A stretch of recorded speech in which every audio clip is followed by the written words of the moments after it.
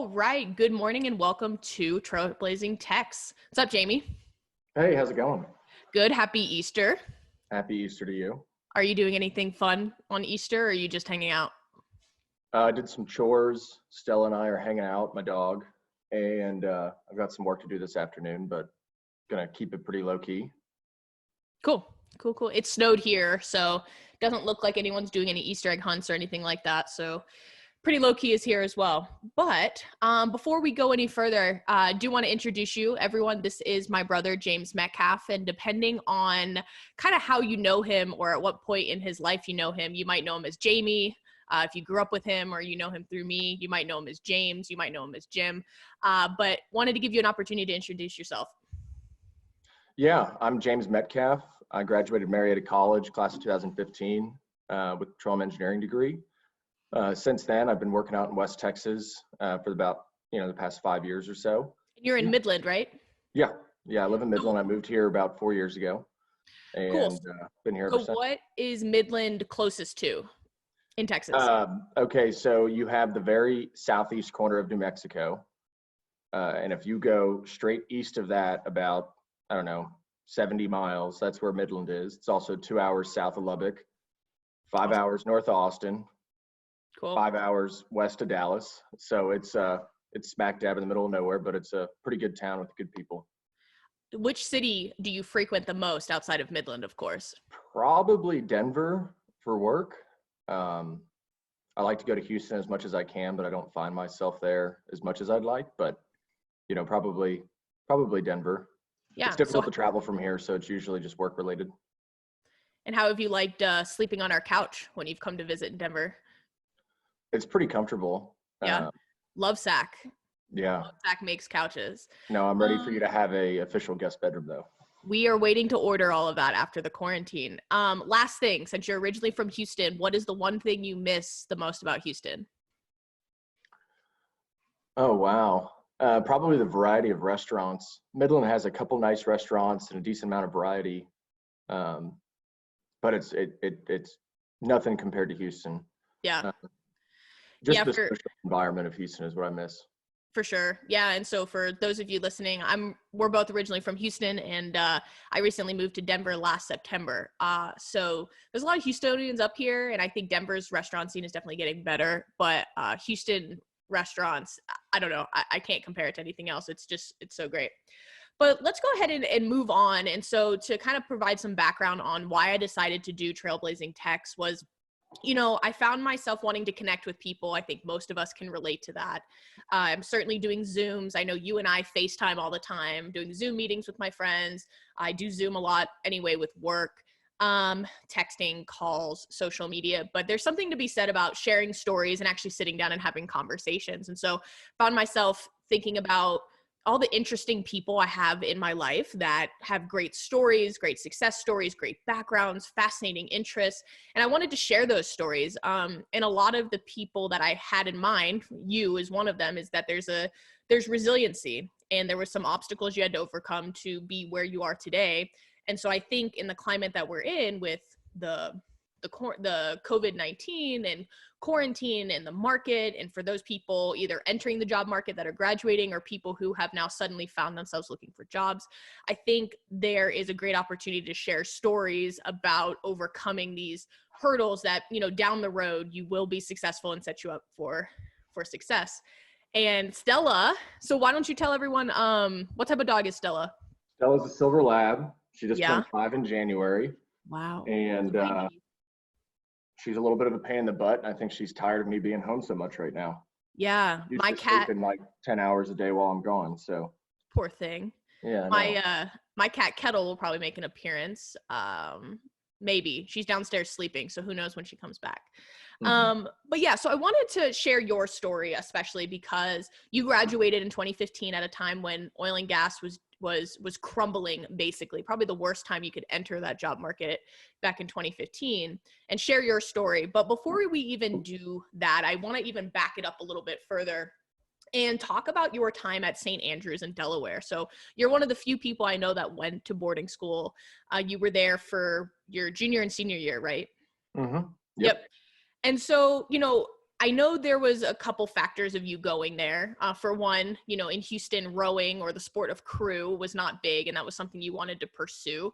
It's also a fantastic school. So why don't you go ahead and share with everyone kind of how St. Andrews popped up on your radar, and what made you decide to pursue that?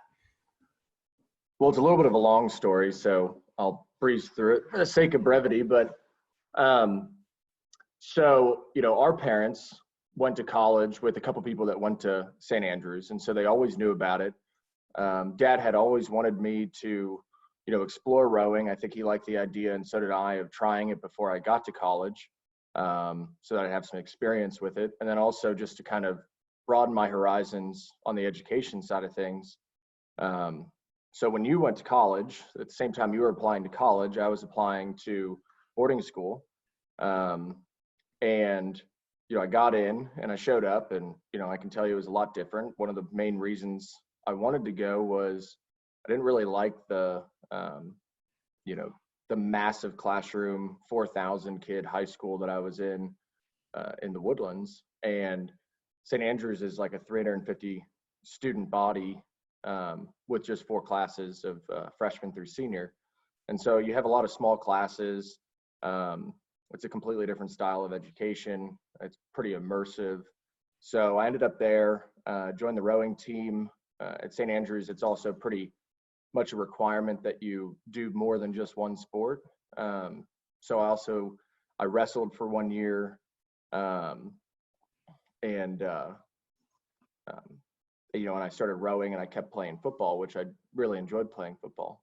So, you know, I spent 2 years at St. Andrews. It afforded me the ability. I spent a summer in Philadelphia in between my junior and senior year. Spent about half the summer, and that was really cool. I was on UPenn's campus, and I was there rowing for Penn AC, and so that was just a really cool experience. Got to meet a lot of really, really interesting people while I was there.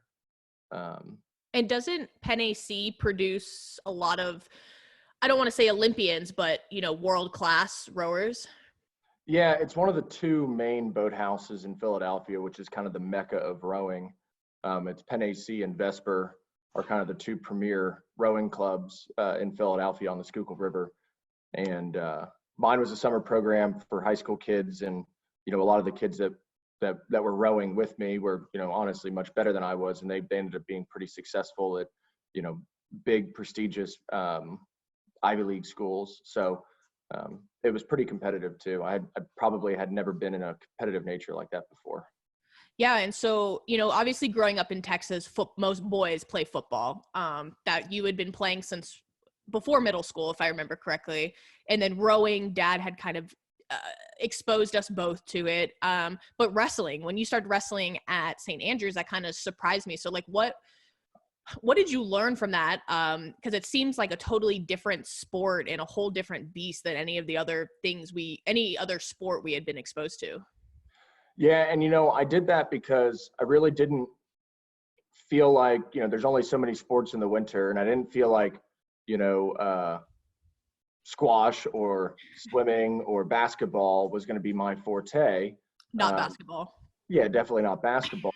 And so wrestling just seemed to be one of those, you know, activities that was going to be very difficult, very stringent, and, you know, probably add a little bit of discipline in my life, and something that I needed when I was younger, for those of you who know me.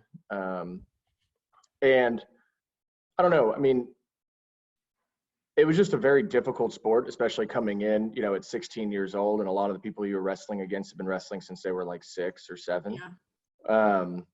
I honestly wasn't very good at it, but it was one of those things that I got into a really, really dedicated mindset to get into really good shape, because I could compete better at some of the lower weight classes. So I, you know, was kind of determined to get down to lower weight classes, so I wasn't wrestling guys that were not only heavy, but pretty much all muscle, which, for those of you who also know me, that's never been my forte, is very muscular. So, but you're tall too. You're what, 6'3"? Yeah, I'm 6'3", so I'm pretty lanky. And so when you're wrestling guys that are your weight, much more lean, and 3 inches shorter than you, they've got a lot of leverage. Sure. And I got rocked on a regular basis. Well, at least you tried it. I mean, I remember when you said you started wrestling, I kind of was shocked, but hey, power to you. So last thing to talk about at St. Andrews, which I always thought was interesting, you guys had classes on Saturdays, right? Yeah. We went to class until, I think the schedule was up until noon. So you had 8 a.m. to noon classes, but yeah, it was block scheduling on a 2-week period, similar to a college schedule, but with Saturdays included. And, so you might have 1 or 2 classes before noon. And so we would go to class, then we'd play our football games on Saturday. It was pretty interesting. That's kind of wild. So I went out to visit you, I believe your first year. So that would have been my freshman year of college. And I remember getting on campus and it felt like something, straight out of England or a castle or, a campus that you wouldn't imagine for a high school. And if I remember correctly as well, that's where Dead Poet Society was filmed, correct? Yeah. So it's an old brownstone school built in either 1927 or 1929 by the DuPonts. And it's a beautiful campus. They've got one main building. They have a massive main building, which most of the classes and all the boys live in, and then a bunch of peripheral buildings when they added co-ed, so the women live across the gully, if you will, and then a fine arts building and stuff. So I mean, it's a pretty cool campus. It's a massive footprint. They own a whole lake, so they bought all the acreage around this lake. They call it a pond, but it's pretty big. Yeah. So on the weekends, when the weather was nice, we'd go out and take canoes out or go swimming. And there was a big front lawn that went up to the lake. And you did graduate from St. Andrews. I'll spare everyone the graduation story, but for those of you who know Jamie well, it's a hilarious story. I know when you were graduating, you were considering quite a few schools. You were considering Marietta. I remember you going on a visit to Syracuse, even the Naval Academy. You got your, what is it? The congressional letter? Is that what it's called? Congressional recommendation. There we go. Yeah, you got that. And so, those are fantastic institutions, big names as well. So what ended up being your final, I guess, criteria or the final thing that made you decide, yes, Marietta College is where I want to go? Well, I'll be honest too, I was incredibly interested in the Naval Academy. Yep. But unfortunately, after getting my congressional recommendation, I made it through, I think, to the very last round of the rolling admissions, and I didn't get in because they they saw through me in terms of how much I screwed off when I was younger. I had really good standardized testing scores and good grades in all the STEM kind of classes, and then pretty poor grades in anything else. So it was pretty clear to them that I kind of focused on what I wanted to focus on, and I didn't put very much effort into the things I didn't want to. Fair. But so I didn't get into the Naval Academy. That was probably my number one choice, just because I just thought that would be so cool, the experience. I mean, it's the prestige and the gravitas of going to a university like that. But then beyond that, I was accepted to Syracuse. I was being recruited by the rowing team. And it really, when I took a step back, when I was comparing between Syracuse and Marietta, Marietta just checked all the boxes. I mean, it had a great rowing program for a small school. I mean, still competed on a high level, every few years. It wasn't at the, at the grandstands like some of these other schools that I was looking at were every year, but it still competed at a very high level. It had petroleum engineering, had great recruiting for engineering, and had a long-standing name. And also, you were there. Dad went there, Mom went there, Uncle Billy went there. So it wasn't unfamiliar to the family to go to Marietta. And so it kind of came down to, although I think I really wanted to go to Syracuse because of how successful their rowing program was at the time, I decided to go to Marietta for kind of bigger picture reasons rather than just having a really good 4 years athletically. I wanted to have a good 4 years athletically and academically, and then kind of, leverage that for what would be the rest of my career rather than figuring out what to do after I graduated. Yeah. And so Syracuse, so you graduated or you studied at Marietta Petroleum Engineering, but Syracuse did not have have that program. So what would you have studied if you went there? I would have gone for the mechanical engineering degree, which is pretty broad, and there's a lot of mechanical engineering graduates every year, and you meet a lot of them in oil and gas, but they typically go to, the A&Ms and the OUs and the UTs of the world, where there's heavy oil and gas recruiting as it is on campus. Got it. Got it. So I really didn't see myself going into oil and gas, which I kind of always wanted to if I went to Syracuse. It'd been difficult. That's fair. And so kind of next point then, growing up in Houston, growing up in Texas, oil and gas is, one of the main industries. I feel like most of the people we grew up with their parents were in the industry in some shape, way, or form. So you can't help but kind of be molded by that or influenced by that as well. But, what was why did you decide to pursue it? Because obviously there was a lot of different engineering, as you mentioned, you're good at STEM, other STEM related majors that you could have went into. What made you decide that specific of a degree, petroleum engineering? Well, I think when I was like 10, I told my mom that's what I wanted to do. Honestly, I've always looked up to my dad a lot. He was our mom, our dad. It's all right. But I've always looked up to dad a lot. And, he's a career oil and gas guy, grew up kind of in the thick of it. And if I was going to go to Marietta, which was on my radar, it was pretty simple. I wasn't going to do anything else besides petroleum. I wasn't really interested in the geology side or the land negotiating side or anything like that. And I knew I wanted to do engineering. So at Marietta, there's one engineering choice. And so that's pretty simple once you get to Marietta. Mm-hmm. But in general, it was just, it's what I grew up in. I knew I was interested in it. I thought the things that you do in oil and gas, especially seeing what dad did for so long, were, these very complicated, large scale projects that just seemed, I don't know, it's so impressive. And sure. I still right now don't know what else I would do to get the kind of satisfaction that I get out of my job. So I'm glad I did it. Awesome. And, while you were at Marietta, you had internships, and, internships in college are very common for students, but it seemed that at least at Marietta, and I would imagine most engineering programs across the country, internships seem to be pretty standard. It seems like everyone has one, at least in the last 2 years of their college career. And so, where were your internships? Why do you consider internships important? And just anything that you learned? Because I can't remember if you had internships all 4 years or just 3 years, but, go ahead and elaborate. Yeah. So before I actually got to Marietta, I went out to Lafayette, Louisiana, moved into my uncle's house and got a job over at National Oil Well Varco in their mud lab. And that serviced, a lot of their barge work and some of their South Texas work. And so we were basically just testing drilling fluids all day long.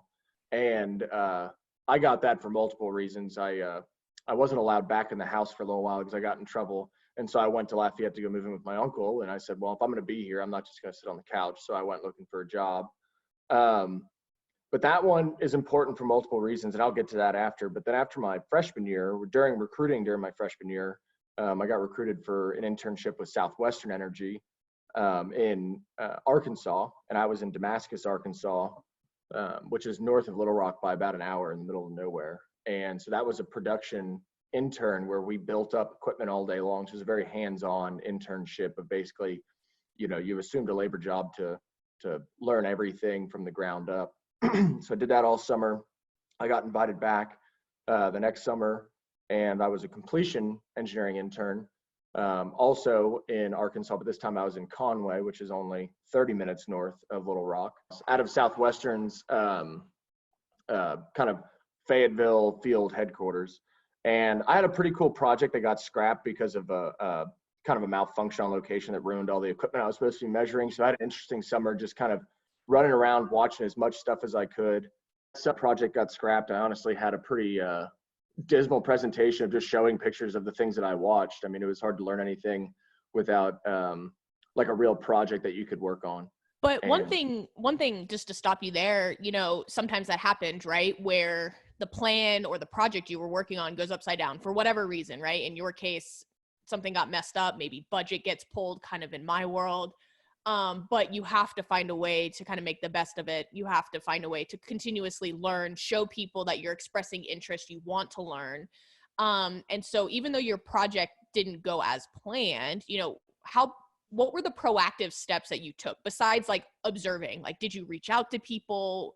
What did you do? I spent a lot of time trying to figure out what to do so I could really, it was all about the presentation at the end of the internship. So I was trying to find out what I could do to have a presentation. It was really difficult at the time because they have all these plans on this is your project. And when your project gets scrapped because of something that's out of your control, it's difficult to recover from that quickly. But what I did was I spent basically as much time as I could out in the field. I'd leave at 3:30 in the morning to go to the frac job, hit the safety meeting, stay there for 14 hours, go home, and did that all week, for the rest of the summer. And I would go read the reports in the morning. If there was a critical operation or something messed up on another well, I would go check that out.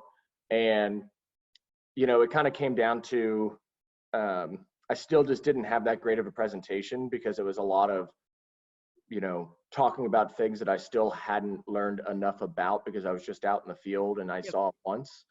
But regardless, after that summer, I didn't get invited back with Southwestern, which, at the time I was devastated, but I do think that it worked out in the end because that next fall, I was looking for another internship between my junior and senior year. And I landed on Endurance Resources, which was a private equity backed oil and gas company out of Midland doing work in southeastern New Mexico. And that was kind of the first. I'm sorry, what does private equity backed mean?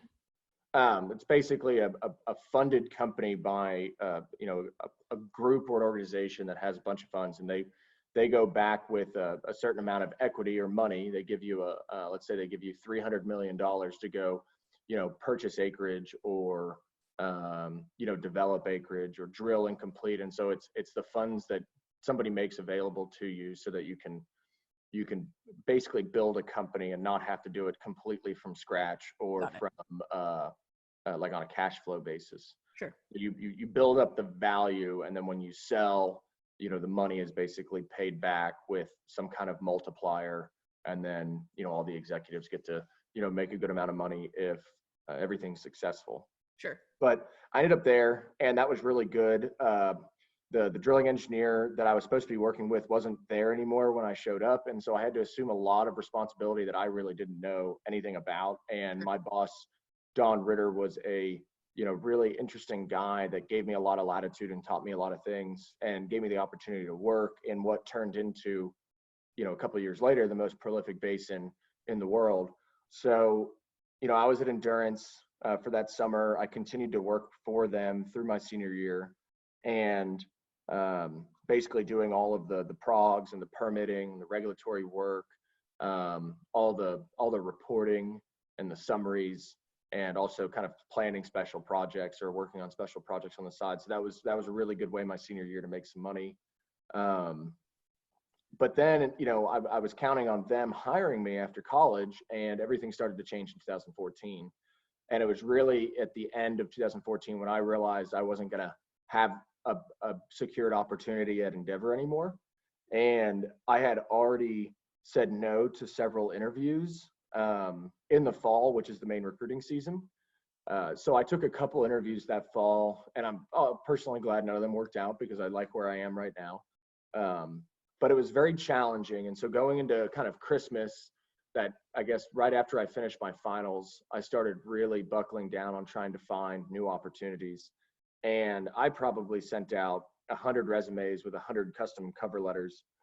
And I would go find any company that was doing work really in the Permian and specifically in the Delaware, because I had some experience there, regardless of the fact that it was kind of a high-level internship. I still had experience. And I tried to leverage that as best I could. And so after just sending out, I finally got in touch with a guy over at EOG who was one of the recruiting guys, and they were on a hiring freeze. And, I made the decision basically to not go on spring break my senior year, but go to Midland for spring break my senior year and work in the office at Endurance so that, if they wanted to hire me, maybe they'd like the fact that I skipped spring break, Yeah. And then also use that opportunity to network while I'm there for other jobs. And while I was there, I had the opportunity to interview with the drilling manager and the drilling advisor over at EOG in West Texas. And that kind of was the spark that started it all. Yep. And I started as a contract basis because they were on a hiring freeze for employees. And after doing that for a couple of years, I went on went as a salaried employee. So it was a really good experience. I liked the way that all my cards fell. It was pretty unique, and I had like multiple moments of devastation on my way there, but it all seemed to work out once I just kept trying and trying and trying. And one of the best things I did was move to Midland, and avoid the temptation to require myself to be in Houston. And I think some of the conversations I've been having with people, whether it's some, friends of friends where their kids are graduating from college, or, someone who is looking for a job, I find myself having the conversation of sometimes it takes sacrifice, right? You probably moving to West Texas at 21 years old was not exactly your most ideal place, but you knew that's where the opportunity was. And you're still there now. You're doing well. But at the end of the day, you were able to, find that job and get your foot in the door. And when you're 21 and fresh out of school, that's half the battle, right? Is just getting your foot in the door, and showing people that, you're here to work. Here's, you're going to get experience. You're going to contribute to, the organization, or, the engineering work that you need to do. And so I think keeping in the back of your mind, keeping your options open and doors open. Don't just close it because, oh, I want to live in Houston, or I don't want to go there. I think is really important. And I think that's part of the reason why your cards did fall the way they do. And so, we talk about, and our parents say this, I think it was something our Grandpa Jim would say is, luck is when, opportunity meets preparedness. Yeah, I think somebody much more famous than Grandpa Jim I know, said that, but he loved to repeat it. And so does but Dad. Yeah, it's opportunity is, or luck is when opportunity meets preparedness. So, and that's what happened to you. Was you had some experience, you had some missteps, you had, Yeah, I had my fair share of mistakes and missteps that were pretty, self-inflicted too. Sure. And then there were things that were out of your control, and, you kind of threw yourself a little pity party real quick. And then after that, you didn't go on spring break. You went to West Texas, and you just showed people that you were serious. And I think that speaks volumes. It takes guts to do that as well. So you had those internships, and you graduate from Marietta. And one thing I wanted to share, and I don't know if you can see your screen right now, I found this picture. I was kind of scrolling through, and God. I think that is, look at my lettuce. Yeah, look at your hair. So that's your freshman year, my junior year, and we're outside. Where'd you live? Russell? Is that Russell Hall? Yeah, I think that's Russell. I lived on the top floor, fourth floor, I think. Got it. And my freshman year, I lived in Marietta Hall on the third floor, and then I moved to the fourth floor. It was like a cinder block prison cell. It was incredible. It was. Yeah, I mean, it was I honestly loved living in a dorm for 4 years. I think it builds character, if you know what I mean. So anyway, you end up graduating. You mentioned you got your EOG gig, really kind of gave you that first step in your career. Talk about, where you went after and why. Yeah, so I was at EOG for several years, and it really started to change. I was in the field for a while. My boss, Heath, brought me in to kind of take care of this big project over their drilling motors. It's directional work, so that you can, it's how you steer and guide the well with, direction and inclination and steerable motors. And so he put me in charge of that kind of amazingly.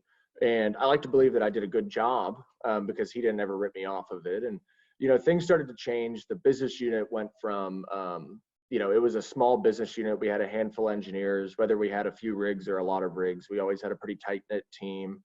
A lot of stuff started shaking up as we started growing. And, part of me thinks that I was just kind of young and stubborn, and I got tired of it quickly because you always think the grass is greener. Sure. I wouldn't look back and wish I did anything differently because, like I said, I like where I am today. Yeah. But I definitely shook it up, probably in a little bit of an immature way, but I'm glad I took the risk because sometimes that is what it's about. And so the team grew immensely. I felt like maybe some of the culture was dying, and I really liked the way things were. And that might just be me being naive, but I really did enjoy it there. And at the same time, a company called Endeavor Energy Resources was who is the largest private producer in the country. They're the second largest acreage holder in the Midland Basin to Pioneer. And so I was getting recruited by them from somebody that we know from, family ties. And he had just recently gone over there, and I was getting recruited. And I liked the idea of going back to a small company. That's what I liked about EOG. We had this decentralized district, and we operated as a tight-knit group that got things done. And I kind of wanted to get back to that, to where you could sit in a room and get everything done you wanted to get done. And so I went over there in, January of 2018. Mm-hmm. And I resigned at EOG on January 2nd, and I was supposed to start like a week later at Endeavor. But they asked me, because of some other outside forces, I came in the next day, so I didn't really get any time off. But I'm really glad I did that for a year, because I didn't have any Midland Basin experience. All of my experience was in the Delaware Basin. And for the people that don't know the difference, it's drastically different basins. There's similar horizons that you explore, but in terms of the approach and the difficulties and where you find your efficiencies, they're very different. So I went over to the Midland Basin for a year, had anywhere from 2 to 3 rigs running under my watch and my supervision. So that was fun. Did some good work. I made some bad decisions. I learned some lessons. It's not exactly the same as what I was used to in the Delaware. But anyways, yeah, so I went over to go explore that. And, unfortunately, I don't think the culture I was expecting is what was there. And so I made a year obligation to them. And after a year, I decided to go kind of explore other avenues. I knew it wasn't somewhere where I saw myself long-term. And I decided to explore opportunities when the opportunities were there. And so once you left Endeavor, you're now at a directional company, and you've been there for what, almost a year and a half now? Yeah, almost a year and a half. And so it's very different than what you were doing, right? Yeah, no, it's incredibly different. Instead of kind of designing and execution and surveillance, I'm now in like a high level operations management role for the whole organization. And I've never had this many people, under my watch, and learning those lessons as a manager was difficult last year, but I think I got through most of them, and I think I developed some good hard and soft skills when it comes to managing. And so, but yeah, I always admired the service side, because I was somebody on the operator side. I always knew that we couldn't do it without them. I mean, I was a believer in that. I was a believer in, good quality equipment, good quality performance, and good quality relationships. And however you order those is kind of the individual, but I never had any kind of sour taste in my mouth to go into the service side. I never could have imagined that it was this, I guess, difficult. Yeah. Because it is very challenging, especially when you come up on the other side. And so I know, since you're doing different work, it seems like your workload has changed.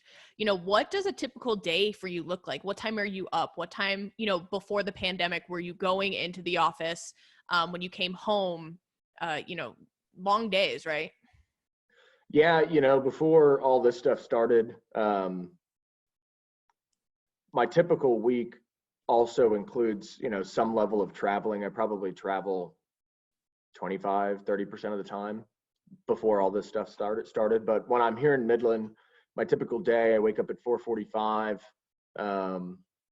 feed the dog, let her out, go take a shower, get ready, go to Starbucks, grab my coffee, and I'm in the office by 6. Yeah. I go through everything and prepare my day until about 7:30. Then I have an operations meeting with everyone. And then, depending on the day, it's, whether it's running around and, interacting with customers, or dealing with issues, or just, some paperwork, whatever needs to get done. Yeah. Sometimes things just need to get addressed. But I like to say that the rest of my days are kind of a controlled chaos. I have a decent amount of an idea of what's going to happen for the rest of that day. But, because you are drilling wells and you have, let's say, 10 customers, 20 rigs, and, 16 drilling engineers to deal with, that any moment something can go wrong, something might not be perfect, or somebody need you to look into something for them or what have you. And so stuff can pop up pretty unannounced and quickly that consume a lot of time. And so, but usually it's coordinating the orchestra of, whether it's servicing the tools, building tools, buying new equipment, servicing the customers, account relations and management. I mean, it's a fully encompassed position that I have, that obviously I really had no experience in any of it when I showed up a year and a half ago. Yeah. And so speaking of chaos, we're kind of living in a pretty chaotic time with not only just the pandemic, but it seems like everyone's professional lives are pretty crazy as well. And so not only, we're all aware that the market has suffered pretty severely, but it seems that oil and gas has taken a pretty heavy hit, especially. And so I just wanted you to touch on, what is going on? Why is the industry kind of where it is right now? And then also with the news of, what was it? OPEC is going to cut 10 million. 10 million. 10 and discuss who OPEC is, what they do, and what the importance of that cut is. Yeah, so OPEC, I'm sure most people watching this know who they are, but it's a group of countries that together encompass a massive amount of the world's production of oil, and OPEC Plus includes some other countries as well. But basically what they're able to do, because you can define it as a cartel or an alliance or whatever you want, but they're able to make agreements with each other to only have certain quotas, or reduce their production or increase their production so they can drive the commodity price. And so they have an awful lot of control because they've got a critical mass of increasing and decreasing. It's not just like if the US wants to decrease, it's kind of like throwing a deck chair off the Titanic, because there's 100 million barrels a day produced and we do 12 million of it. If we knock 1 million barrels out, it'll do an imbalance, but it's not so drastic. Right. It'll still affect the commodity price. But if you have Venezuela and Saudi Arabia and Russia all cut 10 million barrels, let's say, then it can make a bigger effect because they can do it all together. They can convince each other to do it together. Yep. And figure out who can afford to do more or less. And, we don't have that luxury in the US, although, there's a lot of articles about the Texas Railroad Commission considering quotas and caps to production to try to ease some of the extreme growth that we've seen that has caused some of this volatility. But, in essence, the COVID-19 outbreak, it started to disrupt future consumption and demand. Yep. So, China is one of the fastest growing, largest countries in the world. And when their demand was already down because a lot of their growth was already starting to taper off in terms of what the analysts thought they would be growing at.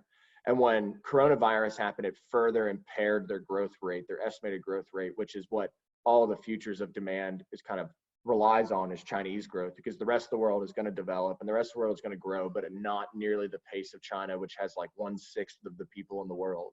Right. And so when coronavirus happened, there was already kind of a supply and demand imbalance starting to occur. And then coronavirus happened and the future supplies really got questioned the future demand was in massive question. And so that impacted oil prices because the future demand isn't there theoretically. And then, and then Saudi Arabia and Saudi Arabia and Russia, they can't come to an agreement on what to do to stabilize prices in this environment. And so Saudi Arabia, they announced that they're going to flood the market with cheap oil. And that news hit on like a Friday after the closing bell. And on Sunday night when it opened up, oil went from like what was already $40 in the coronavirus, like the beginning of the epidemic, went down to 27 when it opened up. And I think Levi's company like went down 72%. Yeah, no, everyone's getting hit really hard, especially for the companies that just made recent acquisitions that have some debt on their books, let's say. And so there's some that are going to be much more healthy through this than others, but what it comes down to is it limits your amount of CapEx that you can deploy. And what my service provides is a CapEx intensive part of the industry, which is the drilling portion. Yep. There's drilling, completions, and equipping. And besides actually acquiring the land, those are the largest pieces of CapEx that you have, or acquiring the resources. So yeah, I mean, it's a weird place. Midland is one of those towns that has slowed down a little bit because we have so many people that are critical workers in the infrastructure definition of oil and gas. It's still busy enough. All the restaurants are closed, or they're just doing takeout. But the rig count's dropped, I think, 60 or 70 here in the past couple of weeks. Yeah. Just in the Permian, I believe. And so that's a, almost 20% reduction in a couple of weeks. And I think it's just going to continue to happen for a little while, unless we see some kind of relief on commodity prices because of the OPEC deal. So yeah, time will tell. And, hopefully we can get through this virus in general, and, the economy can kind of start picking up, because, it's going to impact a lot of people, not only from a health standpoint, but also got to pay bills, and, they don't have an income, health insurance, stuff like that. Yeah. But last question before we kind of get into some more lighter topics, do you have a 5-year plan, and roughly what is it? Well, about these things. It's hard to have a 5-year plan that doesn't shift continuously with the way things have been in my 5 years out of college. But I see myself staying in Midland. I see myself continuing to work for Intrepid. I think, the company I work for is very strong. It's been around a long time. We're one of the only Midland centralized companies on the market. And because the directional business, which I participate in, is a rather fragmented and, to be quite honest, it's bifurcated. So there's a very small group. Let's say there's 85 competitors in total in the space, and there's 800 rigs. Yep. Well, there's about, and there's really only 700 rigs now. There's about, let's say, a short list of 20 out of the 85 that are kind of the top tier, whether it's performance or how they manage their business or their longevity or their gravitas, whatever you want to say. There's a top 20 out of 80, and the rest are really there. They take up space, and I really don't see them having an easy time surviving in this environment. And so, our goal is to survive, stay as healthy as possible, and be ready for things when things pick back up. Sure. We have a massive amount of inventory and assets from the last, little micro boom that we had out here. And so we're positioned well to be ready, while others might let, some of their assets or their activities, or however you want to define it, they might let them kind of go away a little bit, or some of their support. So we're trying to keep ourselves positioned, so that when this turns around, which the longer this downturn lasts, the bigger, in my mind, the micro boom or the little boom we go through after this will be. So the longer it's bad, the better it will be good. The more correction that will take place, the longer it's bad. And I don't want it to be bad forever, but I think that some of this is needed. It was getting actually a little silly out here at the end of last year. Sure. So, cool. All right. Well, perfect. I mean, I think I for one, wanted to have you on to Trailblazing Tex for multiple reasons. One, this is my first go, but second, I think you have a very interesting story. You've had a lot of success at a very young age. You're 26, you turn 27 next month. But like you said, there were some self-inflicted obstacles that you had to overcome. There were some things out of your control, but you never gave up. And so I think that's a message that a lot of people could hear, especially new graduates, people that are looking for jobs. It's going to be a grind. It's not going to be easy. It might require some sacrifice. And, depending on where you are in your life, that may or may not be easy or easier. Like, you were single out of college. You can pack up your bags and you can go to Midland, right? Someone with a family, it's a little bit different. So the situation is I was single shortly after college. Single shortly after college, correct. All right. So kind of first thing I have to ask you, have you watched Tiger King? I have. I turned it on almost by mistake to check it out, and I don't know, 8 hours later, we were done. Dumpster fire, right? Like, absolute madness. Yeah. Do you think Carol Baskin killed her husband? Yeah, the the sardine oil comment really sealed the deal for me in terms of my suspicion. So I definitely think that Carol Baskin is involved with the disappearance of her husband. And I also don't think it's unlikely that Joe Exotic was actually trying to kill her. Oh, 100%. Yeah, not. they're both out of their minds. But one character that I feel like that is the biggest wild card that didn't get as much coverage as like I would have liked to see was Doc, the guy with like with the multiple wives. Yeah. Yeah, that guy skived me out, but he's definitely killed some people. I feel like as well. I feel like they've all murdered people. Yeah, he seems like somebody that would teach at the Marietta College geology department. But they don't murder people. No, but they don't murder people, and they usually only have one spouse. I don't know. You know, it's he had probably what I could tell was the most legitimate operation that was going on, and then they started getting into the multiple wives and the polygamy, the boob jobs, and all the requirements that he had of the girls that worked there that became his romancers. So it's an awfully interesting story that he has, and he's so humble about it that you don't realize it's coming, that he has multiple wives. You just think maybe he just likes hiring pretty girls or something. Yeah, and it's weird. Out that they're all one family, and he's got a house on the property for each one of them. He could have his own show, like Sister Wives with or something. Yes. Yes. Okay, so what else are you watching though, besides Tiger King, obviously, or reading or occupying your time? That's a good question. I did watch, I haven't watched in a long time, but I watched Austin Powers Goldmember last night. I love gold. I love gold. But I don't know. I'm having a tough time finding stuff on Netflix. Ozark? I will tell you that before the pandemic, if you haven't watched this, I would recommend it. And it's called The Good Place.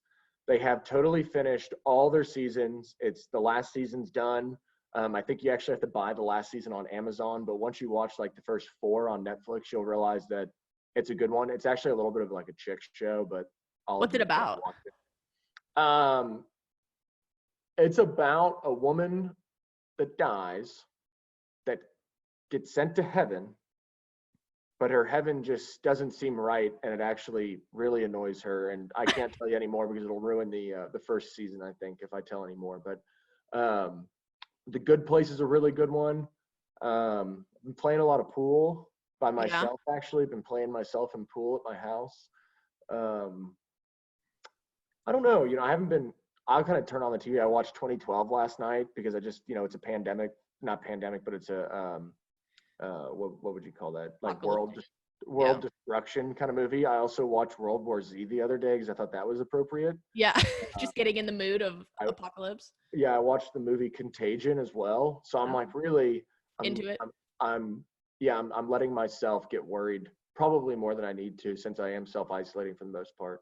But I'm watching those kind of movies that give you anxiety. Okay. Well, if you want to watch something that won't give you anxiety, that is interesting though, is a documentary called McMillions.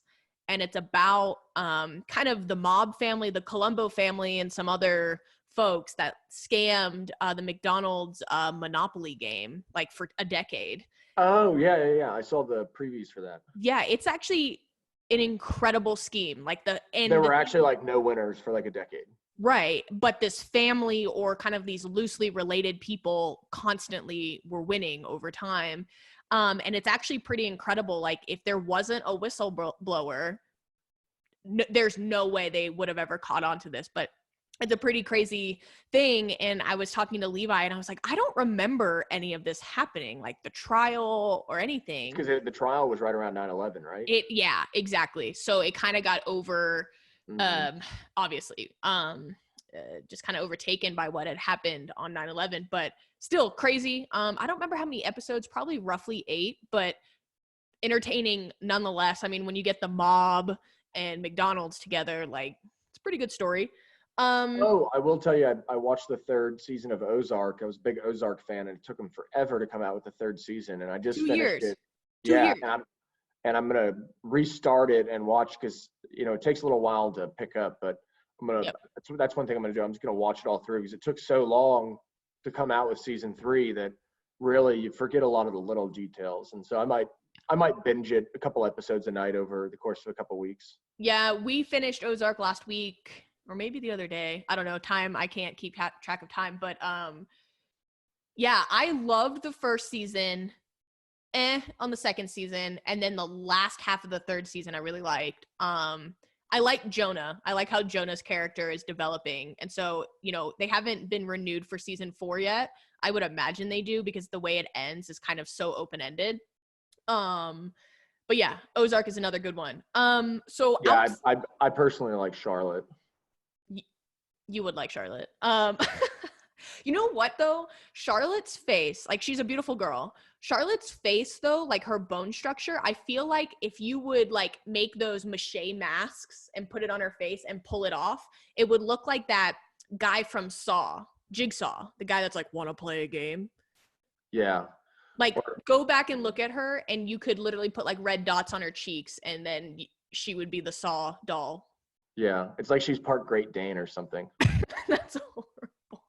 Okay, so outside of Netflix, you know, what are you doing during quarantine to, you know, remain healthy? You know, how many walks do you and Stella go on? Do you do anything with your diet? Are you drinking? Are you not drinking? Like, how are you just trying not to have your body just disintegrate?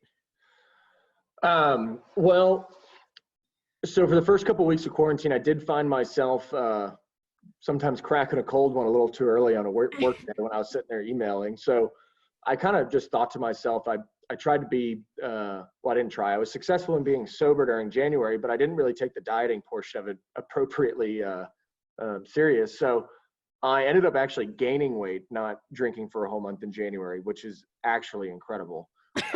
That's impressive. Yeah, it's just how crappy I ate.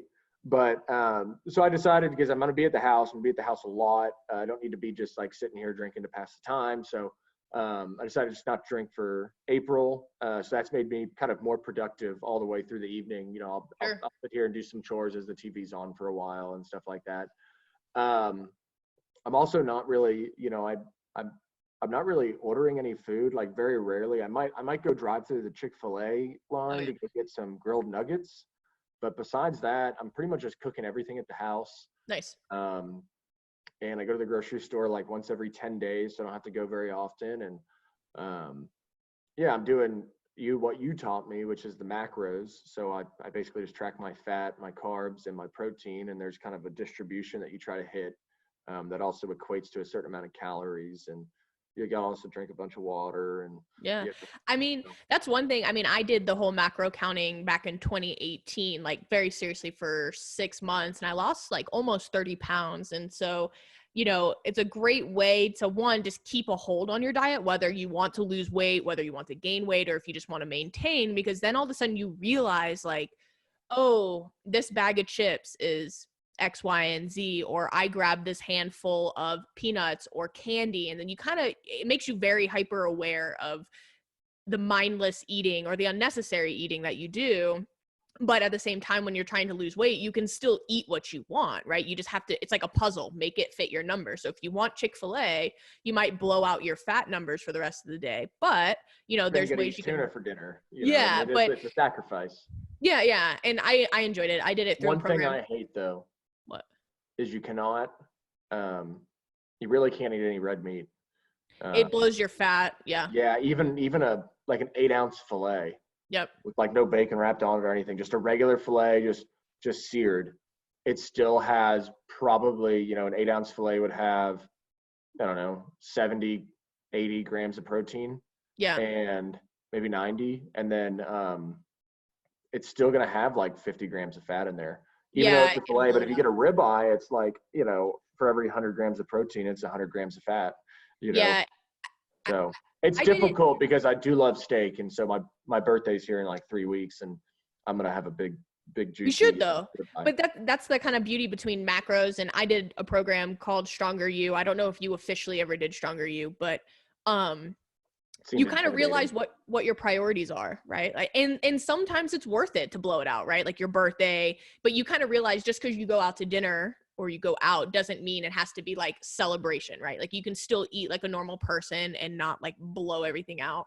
Yeah, like But last anyway, night, I kind of want a burger, so I made some turkey pesto burgers last yeah, night, just put in the fridge so I can heat them up and eat them when I want, probably tomorrow. And then I've got I've got some chicken that I cooked yesterday, and I just cooked some protein pasta. They've got like the chickpea roasted yeah, protein pasta, and I just try to stick to that. So if I'm gonna eat all those carbs, at least I can get something else for it too. But and, and so speaking of Chick-fil-A, I have to ask you, Chick-fil-A chicken sandwich or Popeyes chicken sandwich? so I have yet to have a Popeyes chicken sandwich. Mm. We But I do will have some say, Popeyes in Midland, but I have not had Popeyes in about 3 years because I was driving from Midland to Dallas and I stopped in Abilene at the TA truck stop and ate truck stop Popeyes and got violently ill off of truck stop Popeyes. Popeyes to where I couldn't leave Dallas for about 4 days because I was afraid of being more than about 7.5 feet away from the bathroom. So So I still have yet to have Popeyes. except Um, mashed potatoes, always except for mashed the potatoes. mashed potatoes on the holidays because that's what us Metcalfs do. We go buy our potatoes. I like it. Okay, and then I guess you're trying to eat better. You're not really drinking. I know you have some limitations with your back, but what are you doing for exercise? Is it just walking Stella, who's on the screen by the way, when she was a small little baked potato puppy? Yeah, she's a little cutie in that pic. Um, probably not being as active as I want to be. Yeah.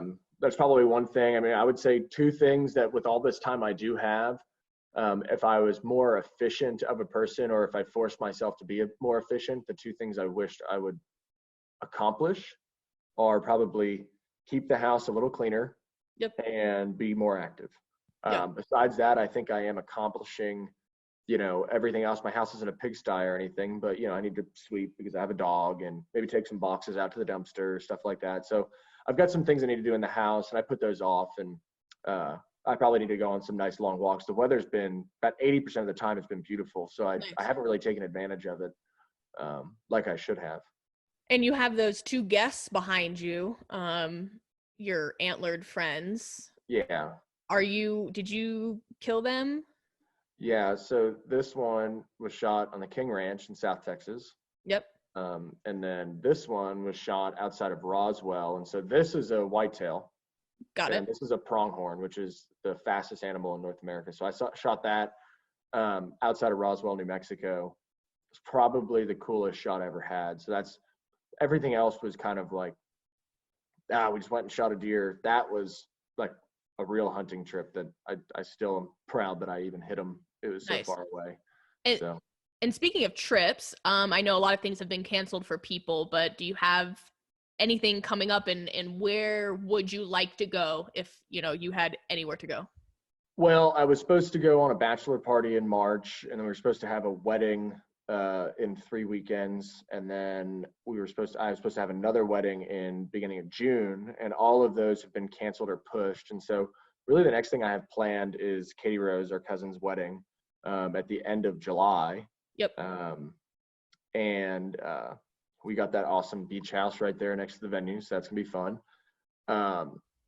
Besides that, I don't have anything planned for the rest of 20. Yep. And that's because I thought my year was going to be pretty front loaded with activities. And so I didn't have anything in the fall planned. And Yep. maybe if something popped up, I'd do it, but I didn't have any hardcore plans. So now the weddings, the bachelor parties, they're all getting pushed to the, middle of the summer, second half of the summer, or the fall. Yeah.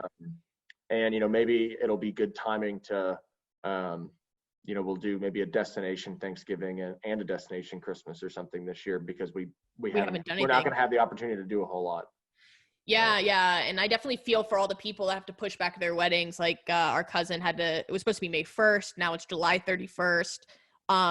Still though, it'll be the summer down the shore. So our extended family all lives in New Jersey, except for our one uncle that Jamie was talking about that lives in Louisiana. So that'll be cool getting to at least get to the beach and stuff like that. But don't forget, Levi still wants to go to Mongolia with you to go catch, what are they called? Taimen? Taimen, but they're like these massive Mongolian taimen that are like 100 pounds. Yeah.